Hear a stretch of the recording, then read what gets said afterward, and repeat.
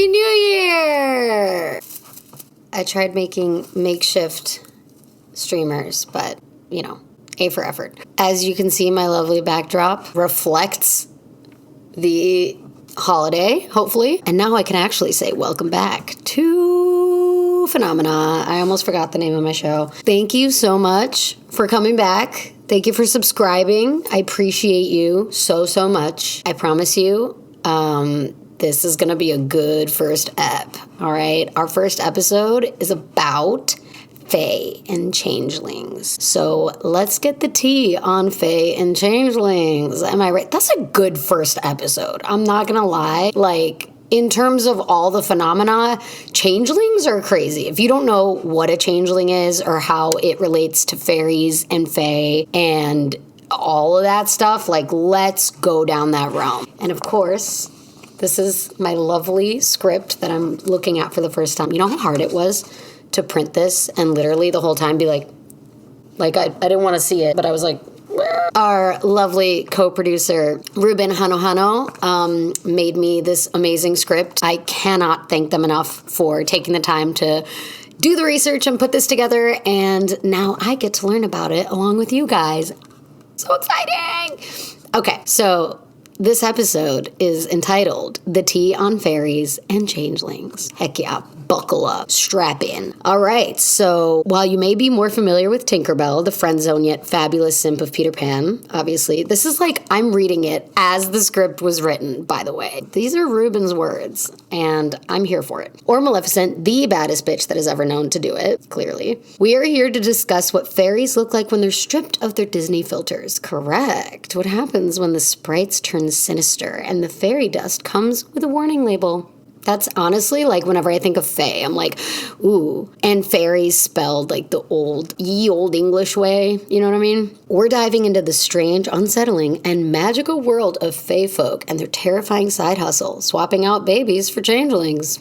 I told you it was going to be crazy. All right, so here are the facts as we have them. Before we venture into the world of the fae, it's important to know that we're using the word facts here loosely. While we at Phenomena believe and uplift victims, it's important for us to note that some of the info we share cannot necessarily be quantified as true or cannot legally be substantiated. Also, I'm pretty sure like changelings were a thing back in, we'll probably get into it, but like long time ago. I feel like I think of it happening at the same or around the same time as the Salem witch trials. I don't know, I could be totally off.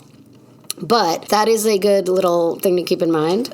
We cannot be held legally accountable for this information. There will be a quiz, so with that grain of salt in mind, let's spill the tea on fae and their changelings. Ooh. From our research, the term fairy is one of those spectrum words that can cast a wide net. As we saw in the beginning, we're putting Tinkerbell and Maleficent into the same category, so they widely vary. Also, the 3 fairy godmothers from Cinderella, I don't know why they just popped up, but they're like another. Like, fairy is obviously a bucket term. Fae can sometimes refer to any magical creatures, like goblins, gnomes, you name it. So kind of like cryptids, but like the more fun and foresty cryptids, I guess. Does that make sense? Whatever. Other times, it's reserved for those ethereal, sprite-like beings we know and love. Ooh. As for where fairies come from, the origin stories are pretty diverse. Some historians, like Bartholomew de Hebelot, good luck pronouncing that, thank you. Yeah. Bartholomew de Berlot. Yeah. Suggests that fairies might have taken a page from the Paris of Persian mythology.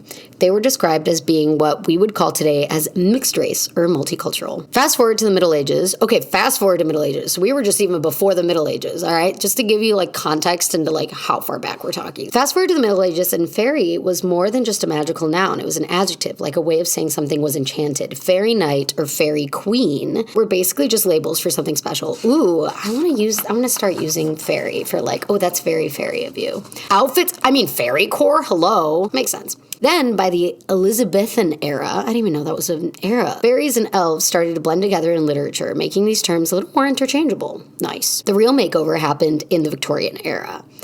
Nice, I know that era. Fairies went from haunting creatures to little sparkly icons. Ooh, so they were scary before then. Interesting. As we know, pop culture has a tendency to turn darker creatures into cuter versions. See also grim fairy tales. Like how vampires went from Nosferatu to Twilight. In the case of fairies, they became dainty creatures of whimsy, perfect for children's stories. Thus, fairy tales were born. Then, in the midst of all the soot and smoke of industrialization, Poet Ruben over here, go off! The fairy obsession really came back into style. Did it ever go out of style? The Celtic, is it Celtic or Celtic? Dang it, don't come for me. The Celtic revival starting in the 19th century treated fairies as a way to reconnect with a mythical and nature-forward past, away from the new world of factories and coal dust. And honestly, who could blame them? Facts. I feel like I'm going to learn a lot about myself, like cold reading this. This is actually good for my voiceover stuff, which is why, obviously, if you can tell, side rant here, this is also a podcast on Spotify, so you can listen to it and hopefully kind of visualize what I'm saying, That's the goal. At least. Although Spirit Halloween makes a fortune on cheap wire wings every October, do better, Spirit Halloween. Come on. Wings were rarely mentioned in traditional folklore. Instead, fairies were believed to fly with the aid of magic or by hitching a ride on birds or ragwort stems. You know what that reminds me of? Thumbelina. Kind of, right? Was she a fairy? Was she a fae? Who knows? It wasn't until the Victorian-era that dragonfly and butterfly wings became synonymous with fairies. They're always depicted with dragonfly wings. Even in the new show, I don't know if it's new. It's new to me. Carnival Row, they have like the pixie wings. Fairies in folklore aren't just sparkle enthusiasts flitting around flowers. They're multitaskers with long resumes. I like to think of them as guardians of the environment, fake consultants, and pranksters. Pranksters, yes. You know what that reminds me of? That one Pokemon in Sword and Shield? The little gremlin-looking guy. Comment it below, because I honestly can't remember. First, we've got the eco-warrior fairies. These are your overachievers who protect forests, rivers, and sacred spots. Then there are the fate fairies, cosmic HR reps deciding your life trajectory. That's why you mentioned. Yeah. Like the fate consultant. In Balkan folklore, for instance, they have fairies that pitch you a life plan and get mad if you don't follow through. Interesting. Other fairies are simply professional pranksters. Ever misplaced your key, gotten hopelessly lost despite GPS, or woken up with a bird's nest for hair? Blame the fae. Honestly, in Italy, because I was born in Italy and lived there for 7 years before coming to the US, and we used to say nanerottoli. And I know that sounds like a crazy word, but it means like little prankster fays. So, oh my God. Crazy. In some tales, they're downright evil. Some are behind mysterious illnesses or even sudden deaths, all because someone offended them or broke their very particular but very obscure rules. That brings us to another big player, changelings. Yes, let's get spooky, everybody. In folklore, a changeling is a fairy child swiped for a human baby. I'm learning a lot about changelings too, because I thought I knew what changelings were, but I'm interested to see what this research shows. Imagine you've just had a baby and suddenly poof, the little bundle of joy is a strange, sometimes sickly looking kid who cries all the time and has a suspiciously old soul. Is it your sweet newborn? No, that's probably a changeling. Oh my God, can you imagine just parents being like, ugh, that baby is crying all the time. It's got to be a changeling. Not my problem, sorry. And then they went back to taking selfies. Why were people afraid of changelings? Some legends suggest they could be evil creatures draining the life force of humans around them or causing illness. To prevent the changeling swap in the first place, parents would try to ward off fairies by using protective charms, iron, or sometimes dressing the boys up in drag. Fae preferred boy changelings to girls, and thus were more in danger. Interesting. That's misogynistic. Rude. You could take the baby girl. That's why men are the way that... You know what? It all makes sense. Lol. Why would Fae do this? Why do any of it? Let's just say fairies have layers. When it comes to changelings, maybe the fairies needed a better human-looking heir for their kingdom. Or maybe they had a taste for mischief. Either way, it's a real rough deal for parents.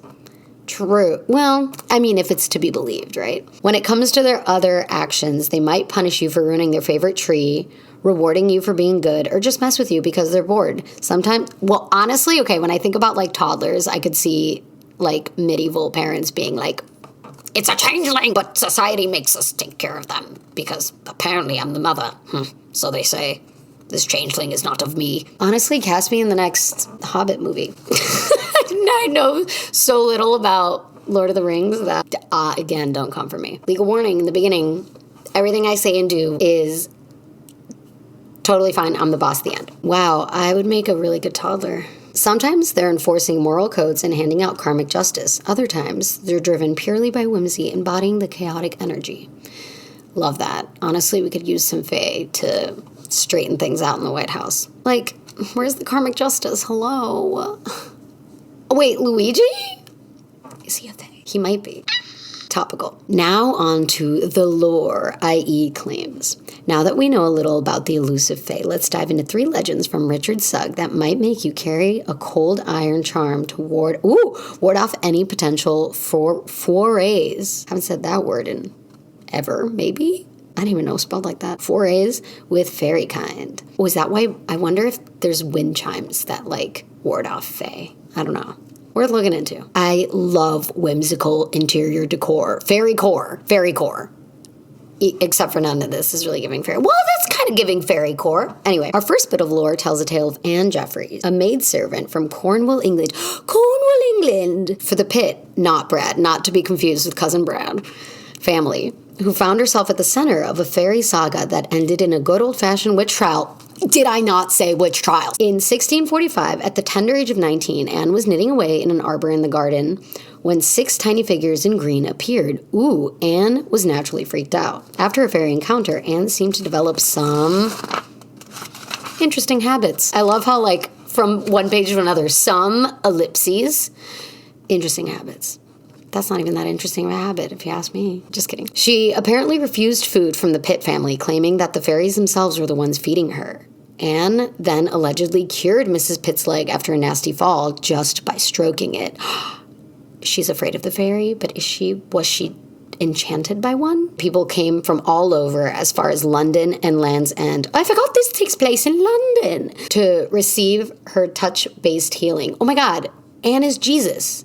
Anne is English Jesus, not the Middle Eastern one that everyone knows. She's the English version. She's the Fae English Jesus. She also seemed to develop psychic abilities, knowing her visitors before they even arrived.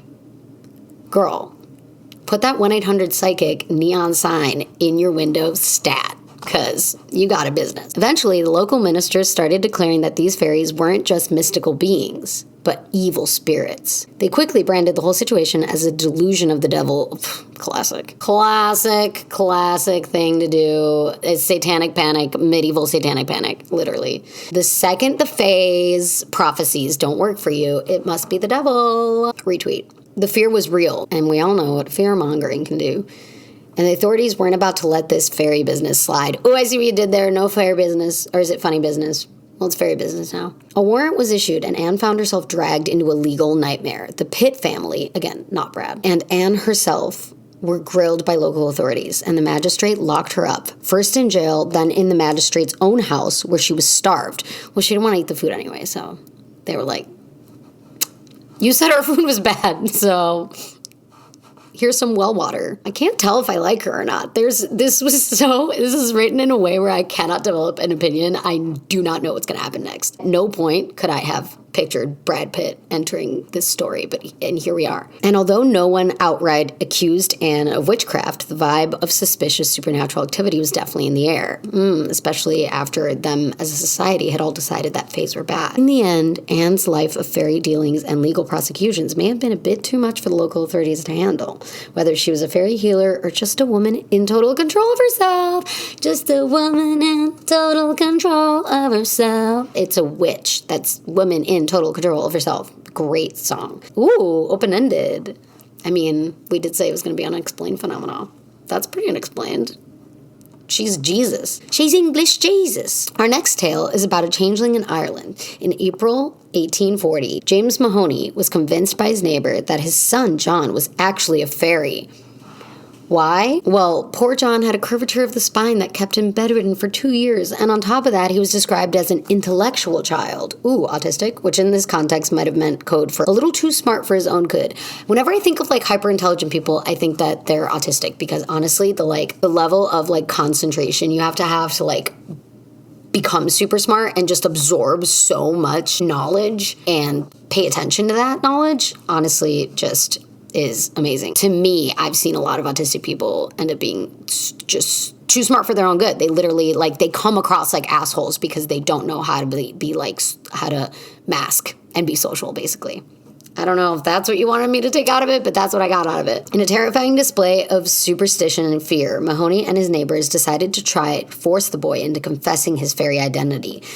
Oh, that's terrible. They held him over a hot shovel, threatening to burn him, and even dragged him to a water pump, planning to drown him if he didn't reveal where the real John was. See, okay, this is more in line with what I've heard about changelings specifically, which is like women that like got sick and then they started to like be in bad moods because doctors would try crazy ways to like heal them, like leeches and stuff to like purify their bloods. And the women would be like, okay, this sucks. I hate it. Can you stop? And they were like, a changeling has taken over my wife. Like it's a cop-out. It's a medieval cop-out. In a panic, John reportedly confessed.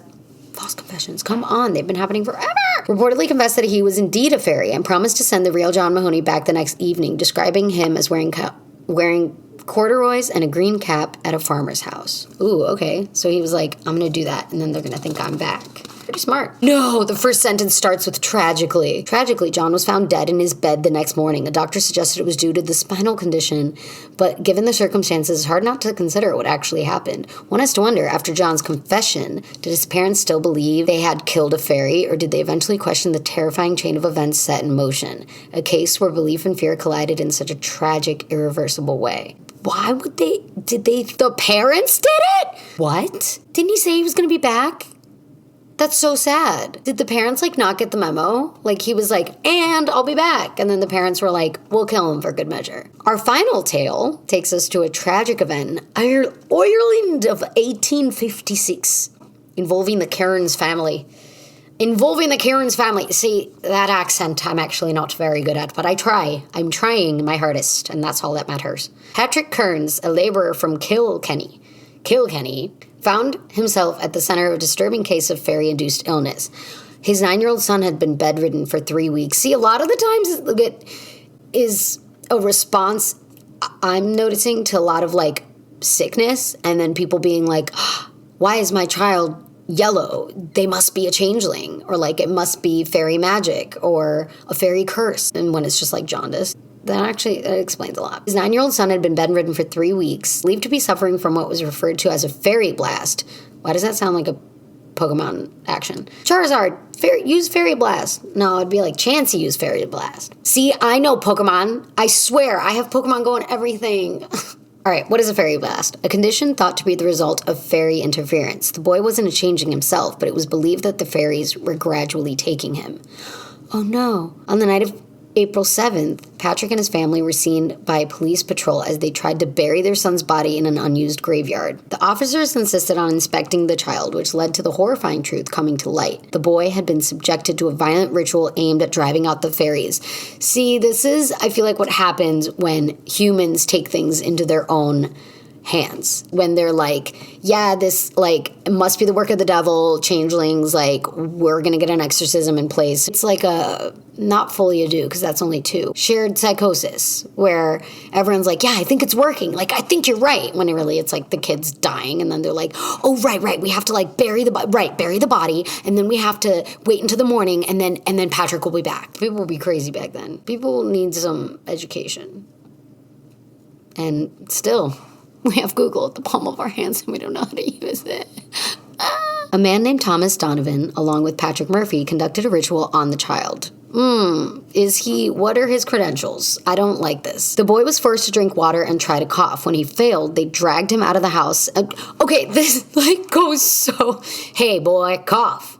Nope, can't do it. Drag him out. It is 0 to 100 back then. When he failed, they dragged him out of the house and around the yard while violently beating and strangling him. No, literally, this was just Thomas Donovan being like, you know what I'm kind of in the mood for? Let's, like, bully a child, you know? That sounds like fun. And then say it was changelings. It's say that we had to do it because of the changelings, because, you know, they're virtuous. Tragically, the boy died from his injuries the following morning.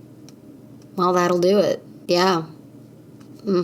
Although some accounts suggest Patrick Kearns, okay, again, I had to keep reminding myself of this, but Patrick Kearns is the dad whose 9-year-old was bedridden for 3 weeks and what people thought was suffering from fairy blast. So he, like, stood by while his poor child was subjected to these crazy freaking exorcisms, I guess? What do you even call this? Like a magic exorcism. But yeah, I mean, you're gonna and this guy, Thomas Donovan, like, there is a special place in hell, I feel like, for people that say they're doing good and then literally will, like, strangle and beat to death a 9-year-old boy and be like, I'm a priest, it's fine, dog.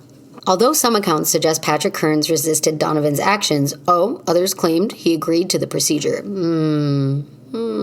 Patrick, what's that history were you on? During the trial, they had a trial about this. It was relieved that the boy had been under the care of 2 doctors prior to the attack, one of whom had confirmed after an autopsy that the boy had a tumor and water on the brain, causes that would have led to his death within a week regardless of the violence.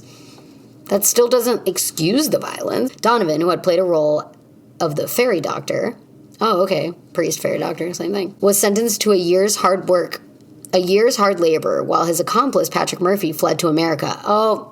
Start over. America's a thing? I honestly do not know at what point in history, like, what's America doing? Pilgrims. Anyway, this was pilgramic times. I'm going to TM. The trial also revealed a troubling disconnect between popular beliefs in fairies and more educated understandings of medicine, as the judge mentioned the delusions about fairies, but emphasized that these could not excuse Donovan's actions. See? Yeah. Interesting. So I wonder if it's almost like an insanity defense, because it was like delusions of fairies. So, like, he's off scot-free? Is that, I mean, I don't know. How often is lack of education just, like, allowed people to slide under? I don't know, Patrick Donovan. I don't know. This brings us to our last segment, the theories. Are truths? ? What exactly? Okay, so these are some, like, thought starter questions. What exactly was going on with Anne and the Pitts? The Brads of the world. No, not the Brads. The just the Pitts. That didn't sound like a word anymore. Weren't we all equally radicalized by the 1999 cinematic masterpiece? Say that 10 times really fast. Cinematic masterpiece of Scooby-Doo and the Witch's Ghost. These Puritan types hate to see a woman in her power. Facts. Was she just a doctor ahead of her time, or the recipient of fairy healing powers? Ooh, that's a good question, because, like, they were saying, like, they healed her leg, but, like, she was also a maid, basically. So then I wonder if she just, like, tended to the wounds, like, daily, and then history shortened that to, like, she touched her leg and it got better. Who's to say? But also, like, was she just a doctor? She was a woman in STEM, and here we are, like, accusing her of being a changeling. Ridiculous. Or being affected by changelings. When it comes to changelings, why would parents think they had a changeling? In the past, children with deformities or conditions that were unexplained at the time were sometimes thought to have been replaced by changelings. Many were subsequently abandoned or even killed. Is it abelism or magic mischief? That's a really good question. Again, it's an excuse. Honestly, it feels like if a toddler was, like, misbehaving in any way, and they were, like, being a toddler, and, like, threw their cereal from the Middle Ages, which was just uncooked grain on the ground, and, like, made a mess or whatever. I feel like these parents would be like, it's a changeling. Sorry, yeah. Can't pay child support. That's a changeling, actually. Wow. The flagrant misuse. Honestly, okay, when it comes to, like, kids, like, that is sickening that you could, like, look at a child and be like, actually, you're not, like, you're different, and oh my God, the toll that takes on the psyche. No wonder we're now in this timeline we are in, because honestly, the human race is crazy. It's crazy. There's so many trolls. There are people just out here, like, building obstacles for the human race. And it's like, get out of the way. But TLDR, was it ableism or magic mischief? I will say it's probably ableism / an excuse. And lastly, what are our theories on fairy illnesses? Is that just a scapegoat for medical ignorance / malpractice, or is there a science to fairy exorcisms? I use that word too. Fairy exorcisms that have been deadly but necessary risks. Definitely scapegoat for medical ignorance / malpractice. 1,000%. Because obviously, like, I mean, humans in general have such a bad rep of being wrong all the time. Like, a lot of the time. See also Salem witch trials. But yeah, I wonder, like, this was just basically another witch trial about changelings and how changelings, like, have infiltrated the society, and that's why it's no longer good and explains all the evil in the world. Like, that is, people are crazy. People just like stories, and fae and fairy and changelings make a good story. Like, we're sucker for a good storytelling. So, I don't know.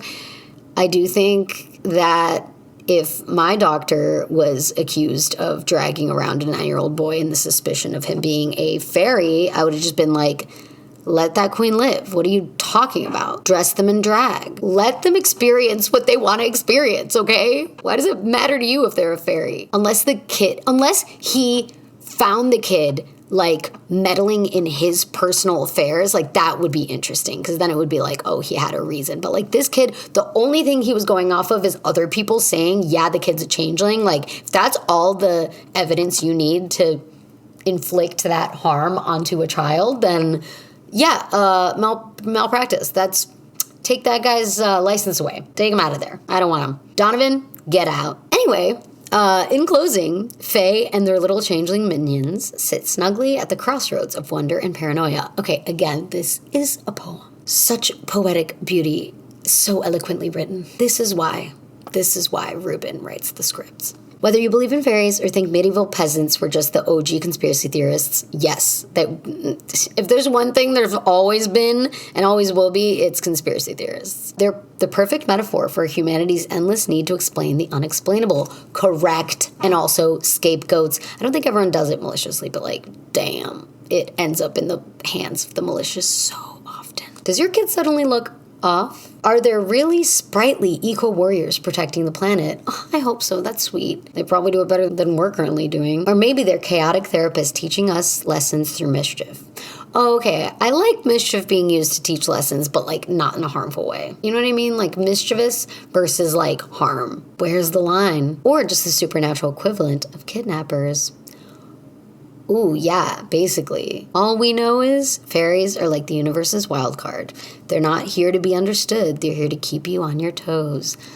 True, because if there was an explanation to fairies and changelings, it wouldn't be a phenomena. Hello, full circle. Impidimp, by the way, that's the name of the fairy Pokemon. Ooh, we can assign a Pokemon to each episode. So, Impidimp is the Pokemon mascot for this episode. 100%, we're doing this. Oh my god. Okay. Yes. Love it. Learn it. Breathe it. Vogue. Anyway, thank you so much for joining. I appreciate you. Happy New Year. I hope you're not super hungover and that this episode was at least fun as you venture further into the rabbit hole that is YouTube. Okay, and then the sign off. God, we really got to shorten this, but every rabbit hole is worth exploring, but not every rabbit hole is worth believing. How do we shorten that into, like, a slogan? Really got to workshop that. Can somebody please tell me in the comments what you think the better version of a slogan that is shorter than that but gets across the same point? Rabbit holes